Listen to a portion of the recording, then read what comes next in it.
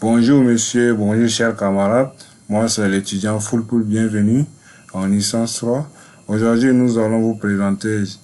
vais vous présenter l'exposé de la catégorie 1 qui est serveur et pollution de l'environnement dans le cadre du cours administration système et réseau. Donc ici nous allons piloter un peu. Ici nous avons ici les intérêts et justifications du sujet. Donc ici nous pouvons dire aujourd'hui les data centers consomment entre 2 et 3% de l'électricité mondiale, soit environ de 200 TWh par an, selon l'Agence internationale de l'énergie. Donc, ils sont responsables de l'environnement 1% des émissions mondiales de CO. Et d'ici 2030, cette commande énergétique devrait être multipliée par 4 à cause de l'essor du cloud, de l'intelligence artificielle et de la 5G. En regardant la répartition interne d'un data center, on voit que les serveurs consomment 44% de l'énergie et refroidissement 40%. La distribution d'énergie est à 11% et l'éclairage, le reste. Ce sont donc les infrastructures extrêmement gourmandes en ressources. Dans le global, ici, nous voyons ici tous dans le schéma. Donc, nous passons à l'état 3. Nous passons à l'état 3. Nous avons aussi les concepts clés, voilà tout. Donc, nous avons les intérêts et justifications, donc un peu, nous pouvons dire. Donc, pour ce sujet, aujourd'hui, les data centers consomment entre 2 et 3% de l'électricité mondiale, soit environ de 200. Donc, voilà un peu ce qui concerne le cours précédent. Donc, bon, je m'excuse, j'ai fait une petite erreur. Donc, ici, nous voyons ici les 4 concepts fondamentaux à connaître. Premier concept, nous avons le PUT. Le PUT ou pour usage, effectivement, c'est le ratio entre l'énergie totale consommée et l'énergie réellement utilisée par le serveur. Un PUT idéal est de 1,0. La moyenne mondiale est aujourd'hui de 1,57. Mais les géants comme Google ou Microsoft atteignent 1,1. Donc nous avons aussi la deuxième concept, nous avons la chaleur. Les serveurs dissipent 40 à 50% de leur énergie en chaleur, ce qui nécessite des systèmes de refroidissement intensifs. Nous avons aussi la troisième concept, nous avons les déchets. Chaque année, 50 millions de tonnes de déchets électroniques sont générés dans le monde et seulement 17 sont recyclés formellement. Donc nous avons aussi la quatrième concept, nous avons l'empreinte eau.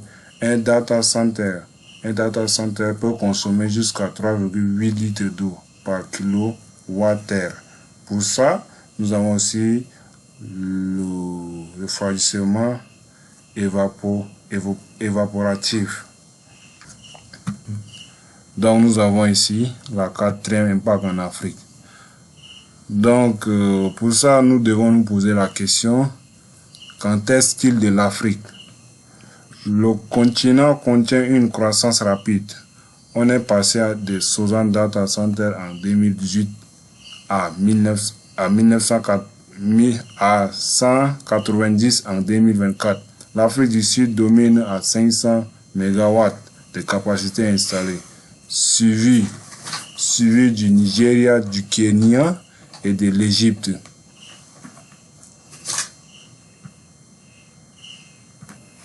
Donc ici nous avons la température élevée, nous avons le coût de refroidissement qui est à 30% supérieur à la moyenne mondiale, et aussi nous avons l'instabilité du réseau électrique, recours au groupe électrogène nous avons aussi dièse, COD++, nous avons aussi hydrique grave dans 17 pays africains. Nous avons qui entraîne les conflits avec les refroidissements par eau. Nous avons les taux de recyclage formel des déchets qui nous avons ici à 5% en Afrique subsaharienne. Nous avons l'ONU en 2023. Nous avons aussi le boom du cloud et de la 5G qui entraîne la multiplication des micro data centers d'ici 2030. Donc pour ça, mais cette croissance pose des défis spécifiques. Les températures élevées augmentent les coûts de refroidissement de 30% par rapport à la moyenne.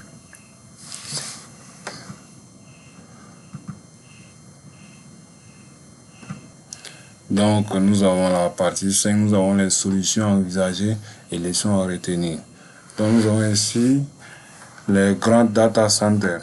Donc ici nous voyons que certification LED, droit végétalisé. Nous avons aussi les IA pour l'optimisation dynamique de la charge.